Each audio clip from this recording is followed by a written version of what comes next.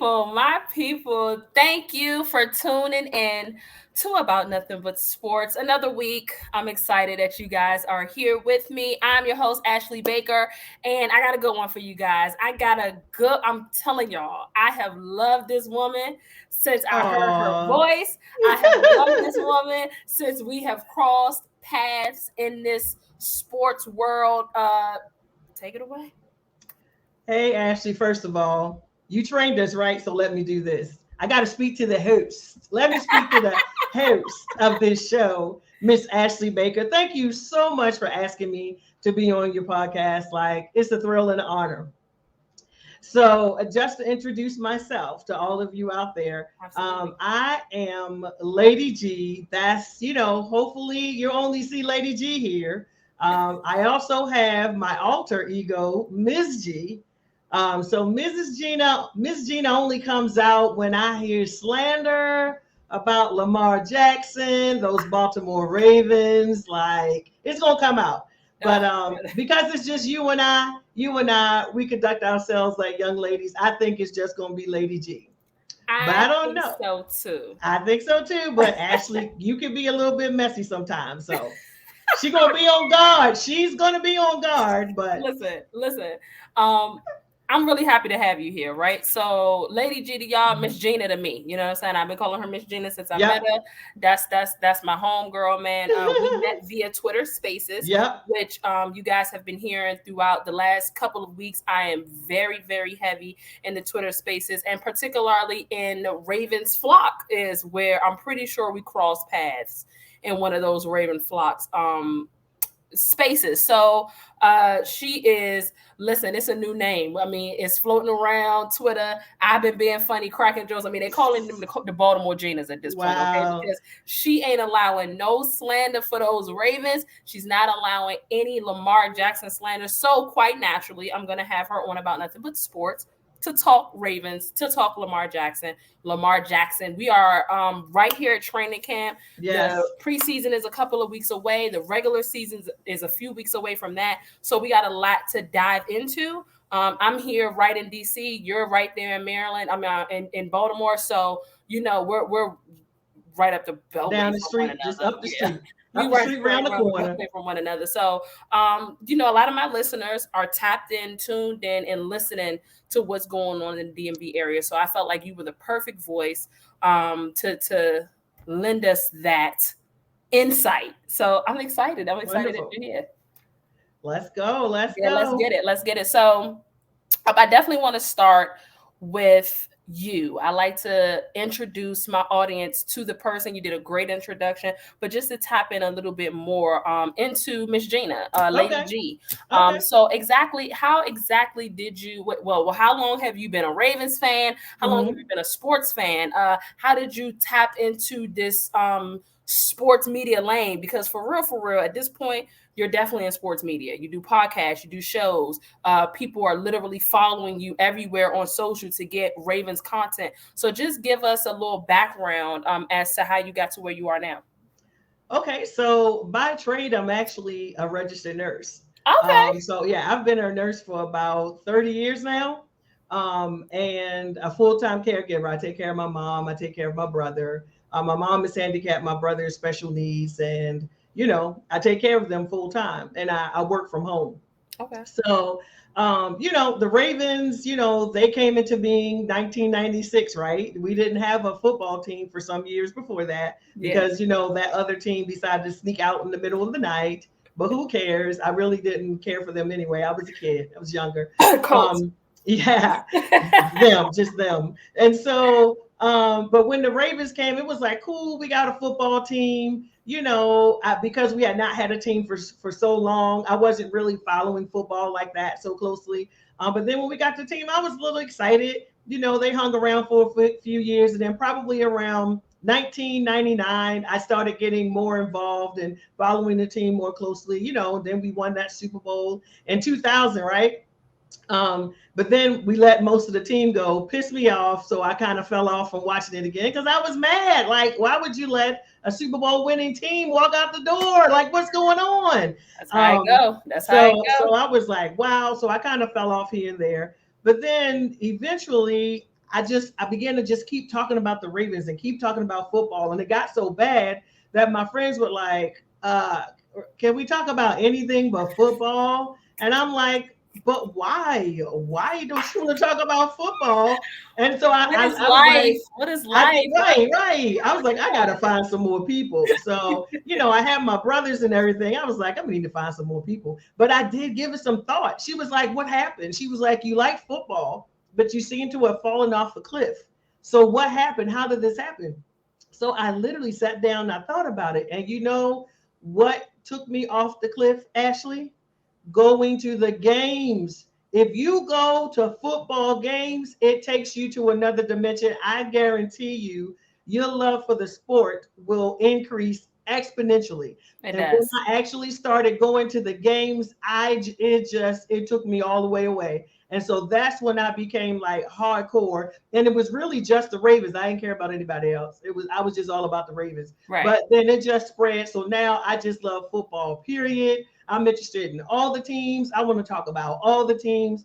And so literally me doing this on social media is just because I was looking for more people to talk about football with, because it really was just my brothers, like my nephew. We do like fantasy and stuff, but not my mom, not the rest of my friends are not interested in football. And so when Clubhouse started, I originally started over on Clubhouse.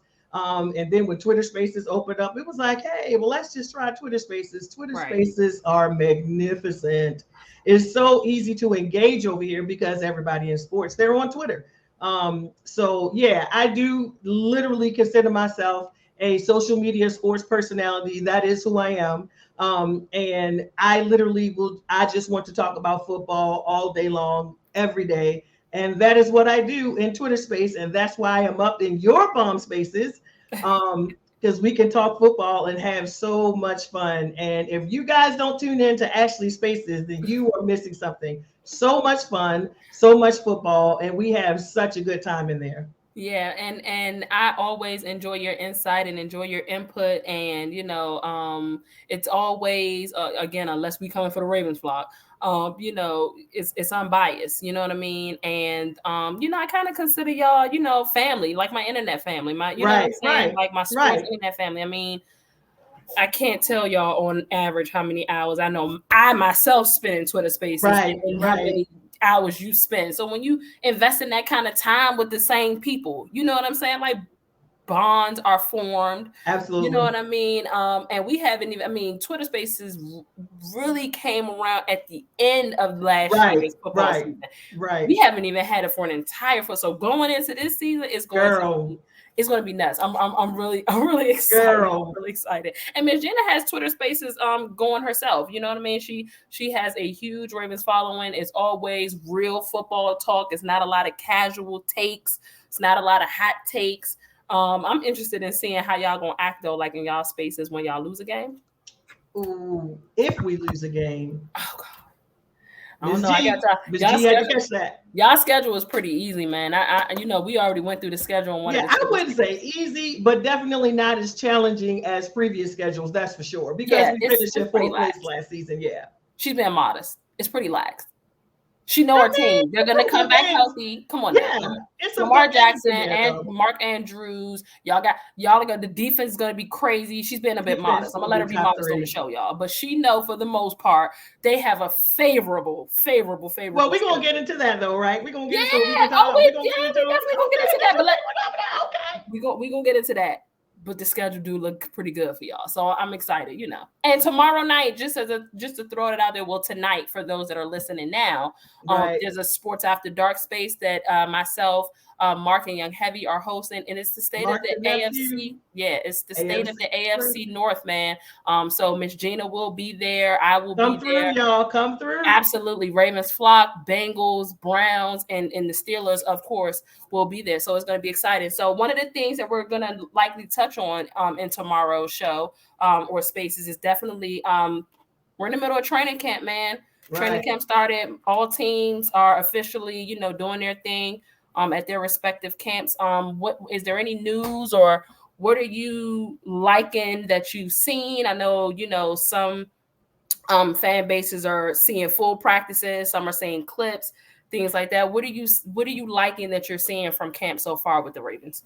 Okay, so we're seeing clips. That's all we're Okay. seeing. But of course, the Ravens had a bunch of injuries last season, so almost unprecedented. So we're really interested in seeing what are those guys looking like. Now, most of them are actually on the pup, so they're not doing the full workouts. Okay. They're at the camp. They're exercising, on the field, working out with trainers and stuff, but just not actively doing the running with the players. But I do suspect over the next, couple of weeks that they're going to be trickling off. They're going to be trickling off. So that would be like J.K. Dobbins, our running back, Gus Edwards, our running back, and Justice Hill, our running back. Okay. We also have our left tackles, Ronnie Stanley, who's been out basically a year and a half now. And then that also includes Marcus Peters, number one of our top corners. And so all of those guys, hopefully I'm not forgetting anybody that got hurt last season. Yeah, hopefully they'll be trickling off of PUP somewhere, as we go, as the days and the weeks go along, and we'll actually get to see them. I don't expect to see a lot though until the season starts. I think they want to keep them, preserve them, and give them the best chance to finish healing and be able to start out slow in the season. Obviously the main thing that people talk about is him. Lamar Jackson. Lamar Jackson. He's him. He is him. So, our QB1 is there. Yeah. Working hard. Everybody's probably seen clips where he's buffed up now, he's about 220, I think he said. Looking good, looking healthy. He did his off-season training with a special quarterbacks coach. We got to see some of those clips on Instagram and Twitter and all of that. Working on his mechanics, his throwing motions, practicing different types of throws, over the shoulder back throws and all that kind of stuff. So he's putting the work in. Got it. So he looks great, and he's doing great in camp. Obviously, the contract. That's something that keeps coming up. I've been in Twitter spaces fighting for my life. Fighting for your life. Very life about the contract. All our lives, Ravens flock has had to fight about when is Lamar going to get signed. But he is continuing to say, they're in open negotiations. He's using language now that I've heard in his last couple of weeks that he hasn't used before. So previously he's been, I think, a little more vague, like, we're in conversations. But this week, today, actually, he said, well, we're still negotiating. That is the first time I heard him say that. I did see that. We're still negotiating. He has not used that word before. So it is an active process that is going on. And just hopefully we can get a meeting of the minds before the season starts, hopefully before the preseason even. So they're actually working on it. But, when you have two parties, they both have to come to terms. And I don't know why people don't understand. Both parties need to agree to the same terms in order for there to be a signed contract. So obviously there are some things they're still going back and forth with. He's negotiating his own contract. Y'all out there watching this podcast, his mother is not his agent. Please stop saying that in spaces. Please stop tweeting that on Twitter. Please stop saying it on Facebook. Lamar Jackson represents himself. His mom is not his agent. Y'all, please just stop, boo, stop. So let me ask you a question, Miss Gina. So did the Ravens kind of shoot themselves in the foot here on waiting on this deal, because now Kyler Murray has gotten paid, and what is he at, like 46 a year? Right, like that. He got guaranteed, yeah, he's like at 46 mil a year. So I mean, how do you feel like the state of the front office is? You know what I mean? After kind of they dropped the ball there, man. They were supposed to have done this deal, and now they're gonna really be. I mean, before the deal, what was it looking like? Like, what do you think that he was gonna be looking for before before Kyler's deal? Had they signed Lamar, Deshaun Jackson, it might not have been fully guaranteed, because I don't think our front office is going to do that. I think that Deshaun Watson's contract is 100% guaranteed at that amount of money. I do not think that's going to become a norm. It hasn't been a norm, and I think that's going to be considered an outlier. And so I know a lot of quarterbacks are going to be looking for that. I don't know that that's going to become a trend. But the amount that he got paid, it would have to be at least that. I would expect it to be more. And I would love to see at least 90%, 85, 90% of his contract guaranteed. I think that would be reasonable. Like if it's only 70%, I don't know that he would be happy with that. This is my guess. This is me talking. He hasn't said anything. But so I think somewhere between 85 and 90% of the guaranteed he will probably be okay with that, because I don't think they're going to do a fully guaranteed. Kyler's was what 240, but 230 was guaranteed or something or other. So something like that. So he's still getting paid a tad bit more than what Deshaun was, and so Lamar's would need to be, a little more than what Kyler's getting for sure. Yeah, and he's, for those that don't think that he's worth it, shut up, because he is. Exactly. Like he's worth what the market is. Like, let's just, for those football folks that just need a little more knowledge on it, that is what the market is. You know what I mean? Like, he needs to get paid at market value. It's no different from, I think D used a great example in Sports and Coffee. If the houses are set at certain market values, you're going to pay what the market value is for the house, or you can sell it for that. You feel what I'm saying? So, folks need to come up off that. Recently, though, there was a top 10 quarterback list that Lamar was left off of. I think I discussed this with maybe a guest or something prior to this. I could be tripping. I do so many. I'm in sports spaces. I'm on different shows. I'm interviewing people. But that was something so egregious to me. I'm like, come on, you don't leave Lamar out of the top 10 quarterback list in any. There's no. Actually, I was on a show, and I was telling individuals. I said the only thing that would make you leave him off a list is if you are arguing injury. But then Russell was on the list, and I'm like, well, Russell was out for like 4 or 5 weeks with an injury last season. Right. So there's literally no reason why you leave Lamar Jackson off of that list. So tell me your thoughts, like when you first saw it. I mean, it's media stuff, ESPN folks and stuff like that. But of course, the internet reacted to it. You live there on the internet, so tell me your initial reaction to it, and then we're gonna move into what your expectations of the team is next season. Okay. So it's, to me, I'm just going to be frank. It's an agenda.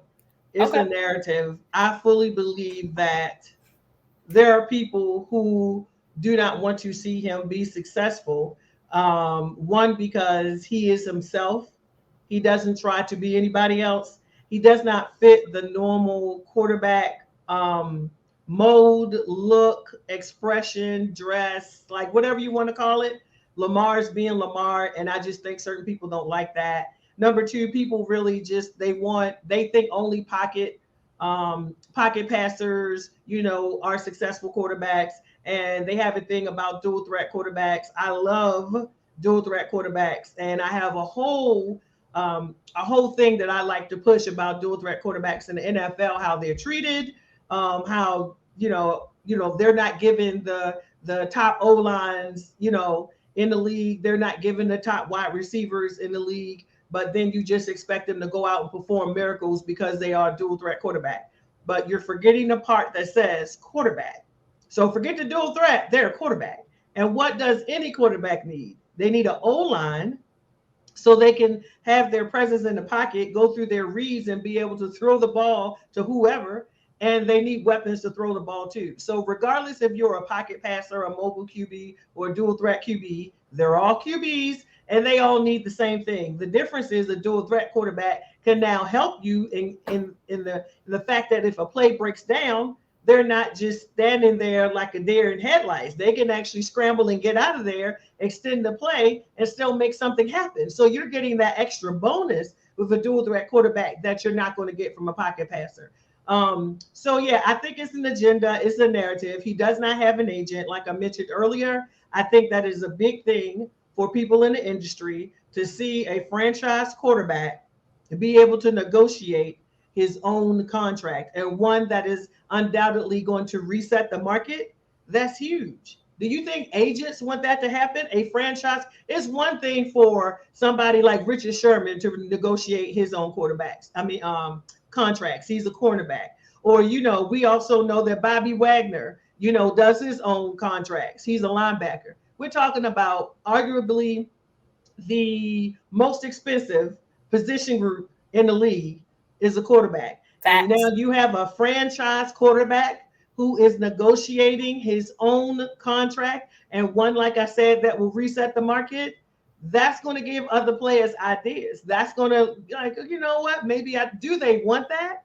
So I think there's a lot of factors that goes into it. I also think that racism is a part of the reason why. I'm going to be frank about that and ask me, do I care about anybody out there watching this podcast and having an issue with what I said? I do not, because it is a factor. The way that he's treated dual threat quarterbacks in general, but since most of them tend to be African American, but specifically to Lamar. So I think there are a lot of narratives and a lot of agendas that are going on here. And that's why it seems like just this constant barrage and this constant assault on him, on his skill set, on, how he plays. And the thing that's just terrible is that a lot of the stuff they put out there is just not true. The tape doesn't back it up. The stats does not back it up. But those agendas are continually pushed. And that's what makes it, for me as a Ravens fan, that's why I get frustrated. That's why, what do I say, Ashley? Keep my quarterback's name out your mouth. Yes, like, you do. All the time, man. All the time, man. That's why I said it's not that I don't expect my quarterback to get criticism. That's not it. Yeah. We criticize all of the players, but a lot of the stuff that is said is just rhetoric and is not true. He can't pass the ball. When you say he can't pass the ball, I have no respect for your football knowledge whatsoever, because you have just told me you're less than the casual. You could not have watched any of the games. You obviously didn't look at his stats, because the dude is a passer. Why are you out here saying he can't pass the ball? Oh, he's so inaccurate. Oh, he's this. I was like, you're just repeating stuff. What did you actually see with your eyes? Y'all want to go with the eye test. Did you watch the games? I go with the eye test. How many games did you watch? Well, I mean, I only seen like, what? Well, how are you doing the eye test and you haven't watched the game? Just an FYI, people, this is Miss Gina in her bag right now, and I absolutely love it. So I'm gonna let you. I'm just listening. I love it because again, it's super informative and educational, man. And a lot of folks just simply need to be educated. And like you said, in these spaces, I do hear a lot of casual takes. I do hear a lot of people saying the same thing. Recently and I was defending Lamar when we were talking about like arm strength between him or talent between him and Josh Allen. And I'm like, you're not about to tell me that with which is because that's what y'all want to use, the eye test, because outside of that, they're pretty neck and neck. They try to use arm strength, which then ties into like accuracy. And I'm like, okay, well, Josh Allen was second in interceptions last season. So don't talk to me about accuracy. You know what I'm saying? Lamar is accurate. He can throw the ball. He can get the ball 70 yards down the field, just like Josh Allen can, So and a lot of times people are just repeating what they hear. And I'm like, okay, all right, fine. If the comparison between players or whatever came, because we love to do that on these spaces, right? We love to compare teams, players, stuff like that. If the comparisons are relatively similar, then I feel like at that point, the stats and stuff, like the numbers and stuff are relatively similar. I feel like at that point, yes, you should go to eye test route. And the eye test does not show me that he can't make certain throws. The eye test does not show me that he can't throw the ball. The eye test does show me some inaccuracy, but that's every quarterback for the most part. You know what I'm saying? So there are a lot of things that I hear on like the ESPNs and the Undisputeds and the get ups that I hear a lot of people in the spaces say. So a lot of them need to sit down. Yeah. So what I was about to say, so the life lesson from this little dialogue right here is watch the damn games. Right. It's simple. Watch the games. Right. Watch it from an educational lens. Watch it from an unbiased lens. And you'll honestly, I'll go back and forth and kiki for, the kicks and giggles. Right. But for the most part, like, for that man to have been left off of a top 10 list, that was just egregious. Like, what are we talking about here? For Kyler Murray? It was purposeful. Kyler's amazing.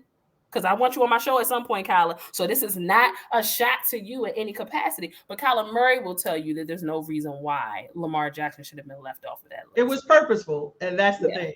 It was purposeful. It was targeted. It's a narrative and an agenda. Period. And I appreciate your openness and your honesty and on that, you know what I mean? I'm not about to shut that down at all. So let's move to the season expectations because y'all listen, the AFC, those that know, the AFC is going to be a tough cookie. Yes. There is no, well, I mean, I have my pick of the litter of folks that are, you know, go. Right. But honestly, just from a football, you know, media standpoint, there really is like no clear cut who's gonna win the Super Bowl next year, who's gonna be that top dog in the AFC because y'all are stacked over there. They are stacked. So your expectations for the Ravens this season, within the division, within the conference, within the league. Okay. So we'll start micro and then branch out to macro. Sure. So on a micro level within our as a team, I expect that our floor is 11-6 at the lowest, and our ceiling is 14-3, and somewhere in there should be good. I think we could come out of like a 12-5, possibly a 13-4, but just somewhere between that 11 and 14, we should definitely be able to do. So then within our division, I fully expect us to win the division. But I do think that it is open. So the Ravens girl says the Ravens will win this division. The football girl says this division is really wide open. I would say more so between the Ravens and the Bengals and the Steelers. I think people are disrespecting the Steelers right now and what they're going to do this season. I'm not doing that. I know people want to talk about, you know, well, who's your quarterback? But I want to say, but who's their coach?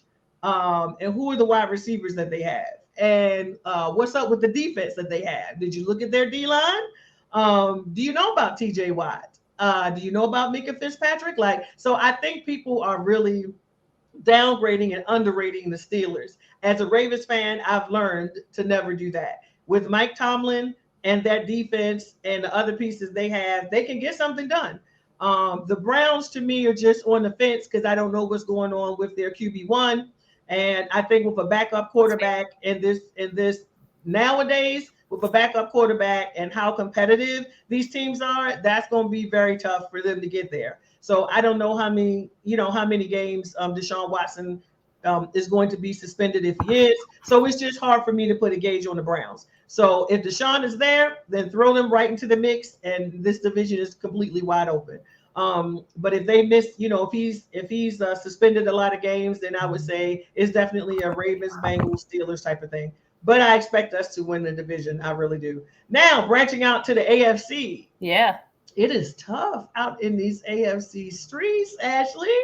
It's ugly. We got 4 legitimate teams in the AFC West, right? Yes. With the Chiefs and the Chargers and the Broncos and the Raiders. Yep. And I heard what you said about the Raiders, For those that don't know, I'm standing 10 toes. I believe that the Raiders somehow, some way are coming out of the AFC. Not just their division, they're going to represent the AFC in the Super Bowl next season. And see, I just can't. The Ravens enters the chat. I cannot. Of course. I cannot. But I have mad respect for the Raiders. That offense is going to be prolific. It really is. Yeah. The defense is what I still have a question about. That's fair. So that's the struggle for me with the Raiders. But that offense with Waller and Renfro and Tay, who gonna stop them, boo? What are we doing over there? So, unless the teams they're going against have some serious, secondaries, they could be putting up 35, 40 points a game easily. And in my opinion, they rival who has been known now for this last season as being the number 1 receiving core. And, the Bengals with Higgins and Chase and Boyd, in my opinion, that combination of Waller and Renfro and Tay, I would take them over those 3. And so they're like neck and neck. But a tight end and then those 2 wide receivers, one great in the slot, one that runs routes all over the field. Yeah. So to me, that's some great. So I understand your thing about the Raiders. I understand it.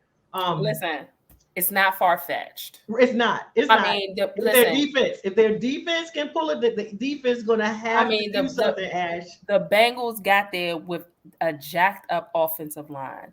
I mean, Joe Burrow was sacked 9 times in one game. Right. Like, sometimes you need something that can overcome that. And Joe Burrow was the person that overcame that. And I think that the Raiders offense will overcome the deficiencies of the defense just enough. Enough. Because they can throw the points up. They can throw the points up. So I don't disagree there. And that's what they're going to have to do if that defense doesn't pull it together. Yes. So yes, with that AFC West, which we could have 2, maybe even 3 teams coming out of there. Some people are speculating 4. I don't think so, but 2 or 3. And then, we already talked about the AFC North, the AFC East. We know the Bills are in the talk all the time. The Dolphins trying to make it. And I'm not going to count out. I think people are stupid for saying, no, they're not going to do. Bruh, did you see what they did with their team? So, yes, they got to pull it together. They got to put it on the field, but the personnel is there. So, assuming that they're able to pull it together, that team is going to be formidable because they got the personnel. And then the Patriots, you can never count out Belichick. Even though I'm looking at their team and who's the coordinator? Well, where are the wide receivers? Well, what's going on with this? I have so many questions, but I always just get back to, but it's Belichick. So yeah, true. I can never just rule them out because it's Belichick. And then the Jets got a thing going on. I think they walking around Twitter Spaces with their chest poked out, hollering about how they're gonna, whip up on the Ravens on that ready, Magina. I think this was a really good offseason for a lot of teams. So it's just crazy to see certain teams just. I mean, and shout out to them, for holding their teams down, for having faith. And you should. Yeah, you definitely should have having faith. But, some of y'all need to, let's calm down a little bit. Let's just calm down just a little bit. And the Jets is one up, for sure. Yeah. But they're gonna do okay, Yeah, I agree. They're going to start off 0-1. You're going to start off 0-1. But I want you to win all the rest of that week. Who they see that week? The Ravens. So, it's 0-1. But, dude, go and win the rest of the games. I'm okay with that. So and then you got your AFC South, which I'm calling the Colts to win that division. I agree, and I think that the Titans could make it, or they might not, but they might. But I have a bunch of questions about them. And so the AFC is wild. So I think that we will win a division.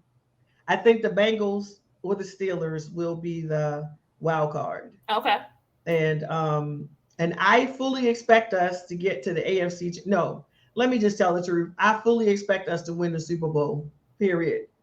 It's Super Bowl, not just getting there, winning the Super Bowl. Oh, that is what I fully expect. Yes, that's what I said. I expect the Ravens to win the Super Bowl this season. Yes, and yes. So that's my actual expectations, but several apps will burn to the ground and if the Ravens win a Super Bowl. Because we're going to burn it down ourselves. I will literally not be available for y'all will have to block me. You're going to have to block me on Twitter. I'm telling you right I'm not available. I wouldn't be. I mean, it'd be the same thing if Dallas was the sugar. Y'all already know what time it is if Dallas win. As a matter of fact, the internet probably won't even exist anymore because those haters, they're going into hiding. They're not, you know what I'm saying? That's just what it is. So so when we win this, I'm going up in spaces that has nothing to do with football, raising my hand. They could be talking about cryptocurrency. I'm going to go into space, raise my hand, in the Ravens, and go up in there and be like, "The Ravens won the Super Bowl." Hey, listen, you blocking me, and that's. I'm making a Tinder account just so I can put it in there. I'm a Baltimore Ravens fan, and we won the Super Bowl. I'm showing up on every social media platform there is. Hey, I feel that. Y'all are definitely. Let me tell you something. The Ravens flock. It's crazy because I knew that there were tons of Ravens fans, right? But nothing like social media puts that in perspective. Mainly because you have a number behind things, right? So I can go on Twitter Spaces and see the numbers. I can go on Facebook and see how many people are in these Ravens groups. You know what I mean? It's there are a lot of Ravens fans. I'm right here in I'm right here in Maryland. So, but y'all have a huge following, huge fan base. One that I can respect it, man. I can respect when stuff pop off and things are being spoken on that y'all don't care for. What y'all happens? Come out and defend y'all squad. Lock up in the space. Yeah. I definitely, I love y'all for that. MVP prediction. Yes. This is, man, because just like we talked about. Give me one from the AFC and then one from the NFC. It's too many options in the AFC, but okay. You know, I like to make it tough. I gotta go Lamar Jackson. Like, what do you want me to say, dude? Like, he's done it before. He can do it again. It's not far-fetched. Not at all. And if we have the season I think we're going to have, he will definitely be in consideration. But there are a lot of, I can't, like, just saying one for the AFC is really tough because I think there are legitimately a lot of quarterbacks who could be an MVP. All right, give me a 1A, 1B. All right. Well, I'm gonna have to go with Patrick Mahomes, man. I'm gonna go with Patty. I'm gonna go with Patty and Lamar. But I actually wrote down like about 6 names and plus like 4 sneaky picks. Okay. All right, I can say I'm okay. Yeah. I got Lamar Jackson, Josh Allen, Joe Burrow, Patrick Mahomes, Jalen Hurts. Don't make me sick to my stomach, man. Derek Carr. That's a good. And then for my sneakies, I got Russell Wilson, Justin Herbert, Carson Wentz, and Jameis Winston. Where's Dak Prescott on that list? You lucky it ain't no mute button because the mute you already know. I know, but will be on it. I have explained to you the reservations I have about the Cowboys going into the season, true. But they can really make everybody a liar, and I want them to. I want them to for the slander that Dak and the Cowboys get. Like some of that stuff. People just say stuff about the Cowboys just because it's the Cowboys. Exactly, for sure. Like I'm hearing that. I'm like, you just coming in here and saying something just to say something. But I just need to see it. Last season I felt so strongly about those Cowboys, and I really expected you guys to get further. This season, I just personally don't feel as confident about the Cowboys. So I ain't mad at that at all. I feel that. I can dig that. I get it. So no Brady. Oh yeah. So I had high takes. Okay, yes, go ahead. I had no Tom Brady and no Aaron Rodgers for MVP this year. I know. I don't think I'm mad at that. I don't think I'm mad at that. Like them not. It might be the Young Bucks. It may be the year of the Young Bucks for the MVP this year. It may be the year of the Young Bucks. Yeah, I would actually be okay with that. That does not surprise me. I mean, those 2 names aren't the names that jump at me when I think of MVP either, to be honest. You know, Brady is my guy. Right. But I'm not thinking that, And girl, it's so center went down today. Ryan Jensen got carted off the field. I know. For those that aren't privy and aren't aware, the center for the Buccaneers went down today, and that's just not good news. Well, yesterday, if you're listening today, it happened yesterday in camp. That's just not good news. I thought that Jensen went down last season as well, or was one of those offensive linemen banged up last year as well towards the end of the year and then heading into the playoffs. I could be off. Maybe it was his left tackle, but either way, that's a problem. It's a problem. We have seen how Brady struggled when even one person is out with his offensive line. So it has to be straight. Yeah, I feel bad for Tampa. You got the good news and signing Julio, and stop acting like Julio is washed, people, because he is not. And Tom Brady is going to show y'all that he's not washed as long as he can stay healthy. But you got that dope news with Julio signing, and then the center go down. They did announce that he has a knee injury. Right. That's probably like questionable ACL. I read it's an ACL. Yeah, most of the time when they fluff it as a knee injury after being carted off and folks kneeling, it is likely an ACL tear. So we'll be waiting for that news. And I feel sorry for him. And Ryan Jensen is the OG Raven, so we're the ones that drafted him. And we were actually hoping, before we drafted Linderbaum, I was hoping they were going to go back and get him. I wanted Linderbaum. Yeah. So thank God we got Linderbaum because we didn't re-sign Jensen. He re-signed. So I wanted Linderbaum. My heart goes out to him. My heart goes out to him. But if they might be calling JC Tretter, I'm thinking JC Tretter might get a call. Yeah. Because he's still hanging out there. He's still hanging out there. And by him being the vet, even though I thought I heard that he might have had some knee endurance types of issues or something also, but him being a veteran, I'm pretty sure Tom will feel much more comfortable behind a veteran center, you know, than a young buck for sure. So that's true. That can spell because you know pressure up the middle for 12. Not at 45. That is not a good look. That is not a good look. That's a bad look at 45. So listen, again, thank y'all for tapping into About Nothing But Sports. I'm here with Lady G, Miss Gina, to me. And I've loved your insight. I've loved what you've been talking with these Ravens. And as y'all can hear, she doesn't stop. The train does not stop with the Ravens. I mean, the woman know football. The woman knows she talks football. She know football. Literally. So, before we wrap, because I'm not going to hold you too long, I have this segment called Rapid Fire. Okay. That's just like an intern name. Like it's. Okay.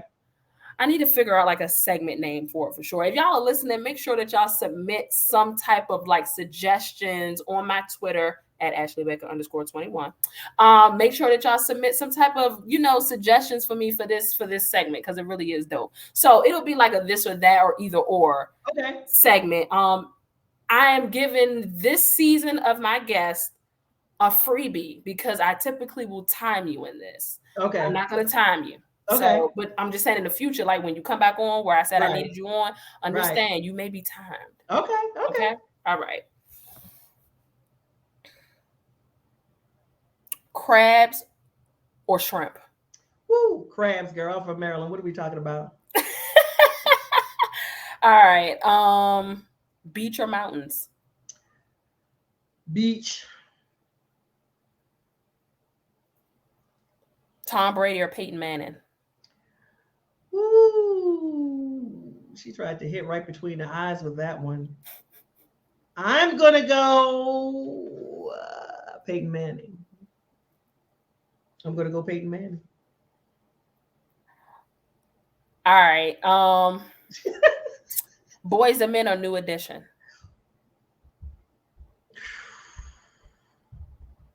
Well,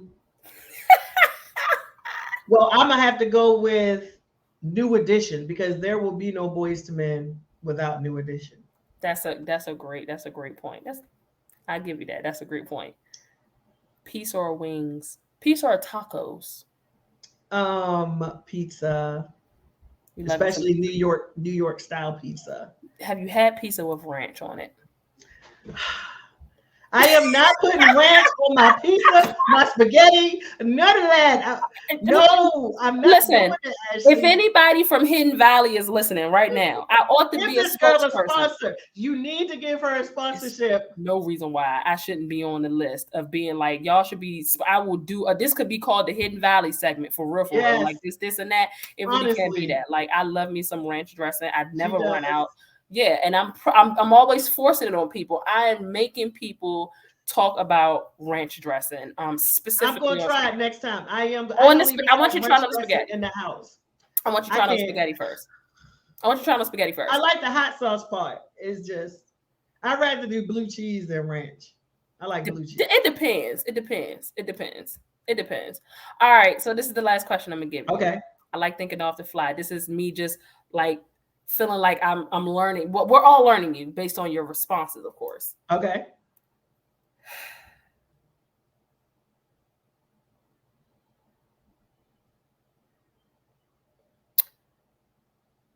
Mike Tomlin or Tony Dungy? Woo! I would want to utilize the same logic I used earlier, but I'm going to go Mike Tomlin. But I know Mike Tomlin, part of why he is who he is because he apprenticed under Dungy. That's so right. I used that same logic earlier, right? For the New Edition versus yes. But I am going to fall away from that logic and I'm going to go Mike Tomlin because sis, that podcast that Mike Tomlin did I haven't listened to it. You gotta send me the link. You have to watch that. Mike Tomlin is all that you think he is and a bag of chips. Like I already had a good idea of how good a coach he is and the type of person he was. You know, we have to stand across from him twice a year. And you can just see, who he is. But to listen to that podcast and actually hear him verbalize his principles around coaching and the players and how he treats them and how he relates to them and what he does to bring the best out of them and the way he talks about coaching and how a lot of times coaches are making excuses for their lack of coaching skills and they're essentially blaming it on the players when in fact your coaching actually isn't just as productive as it needs to be. Girl, he broke it all the way down and he gave life, like the things he talked about you can apply to life. Gotta watch that podcast. It is absolutely in my top 5. I will put it actually in my top 2 of the best podcasts that I have ever listened to. That dude is the coach's coach. I feel like coaches need to go and watch that podcast and learn something. Honestly, Mike T is the man. I'm a Ravens girl. I'm a Ravens girl. Right. But you got to recognize the greatness. I don't care. I'm a football fan. And so, Mike T. I'm definitely taking Mike T. Make sure that you send me the link, and in turn, I will make sure that I post the link. So those who are listening and watching, if you haven't seen it, because you've spoken on this podcast before, right, and how great it is. It's amazing. I love me some Mike Tomlin as well. You can kind of whatever principles and philosophies that he expanded on in that podcast or talked about, you can just tell when somebody's solid, man. You can tell when somebody is like literally living, how they speak or speaking, how they live or whatever the case may be. You know what I'm saying? You can see that. You've seen it his entire career. So that's a great choice. But I specifically did Dungy and Tomlin for that very reason. So we're gonna wrap. Miss Gina, I'm so happy that you're here. I'm really hoping that y'all she had a little bit of technical difficulties. I don't know if you see that, Miss Gina. But I'm really happy that you guys were able to hear Miss Gina, check her out, plug where people can find you on social media. I guess, yep, that's your camera telling us it's time to roll out. Right. That's crazy. It's crazy. Okay, so I'm actually a part of the Undroppables platform. Okay. The Undroppables content creators, hardcore fantasy football. So we're talking about facts, fantasy football facts, stats, and player props. Okay. They do all of that. So you definitely injuries, get your info. Like you definitely want to tune into the Undroppables. I'm actually on that platform, but my focus is obviously more just around the NFL and the games, the players, and the other issues related to the NFL. Some of the things we don't like to talk about the NFL. I like to have those conversations. So that's where my content is based around. So I am a part of the Undroppables. You can definitely find me every day in Twitter Spaces. I even host my own space, or I'll be in somebody else's space having a good time. Follow me on Twitter at She Talks Football. That's 1 L on She Talks Football. And then also my YouTube channel, She Talks Football. So all of my content is loaded there and also on the Undroppables platform. And this season, I'll be doing something new. I will be uploading the podcast for any guest podcast that I'm on, like what I'm doing right now. I'm going to upload those on my YouTube site too, because why not? And I love that. So I'm definitely going to be doing that this season. I apologize for that. Yeah, it's camera just jumping off. That's really wild. It's all good. Thank you so much for having me here. Of course, you guys can find Miss Gina as well tomorrow night in Sports After Dark, because we're talking about the state of the AFC North, and I know that she ain't about to be nowhere but there, tapped in with us tomorrow night at 9 p.m. So make sure you're following me at Ashley Baker _21 on Twitter and on Instagram, and Ashley Baker on Facebook, guys. Thank y'all for tuning in. Again, Miss Gina, thank you so much for being here. My pleasure. Thank y'all for constantly supporting, constantly checking out my content, listening to the podcast, providing suggestions, what you guys do and how you suggest things and support Sports After Dark. Shout out to my co-hosts, Young Heavy and Mark Gunnels. Make sure that y'all are tapped into us. Again, Miss Gina, I'll probably see you into the spaces a little later. Yep, we will be in those Twitter streets. All right. I appreciate you. You guys know that, the time, the vibes. Same place, same time next week. Thanks for joining. See you later.